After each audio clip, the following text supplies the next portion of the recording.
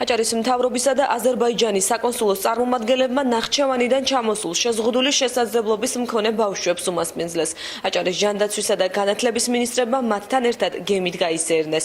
ისინი სარეაბილიტაციო და სამკურნალო კურსს გადიოდნენ, ამ დროის განმავლობაში კულტურულ, საგანმანათლებლო და გასართო პროექტებში მონაწილეობდნენ.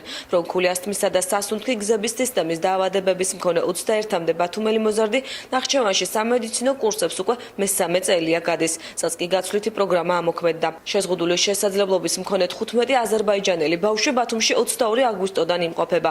ისინი ქალაქში 6 სექტემბრამდე დარჩებიან.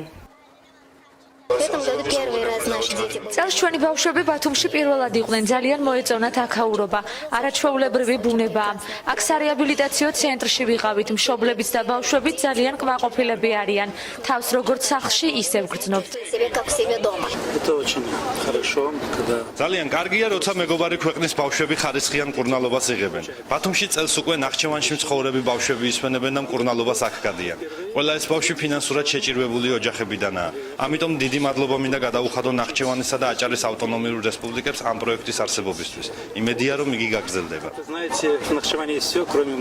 ეს პროექტი წელს პირველადაა გასვლითი, მანამდე ჩვენი ბავშვები ნახჩევანში იმყოფებოდა 2 წლის განმავლობაში.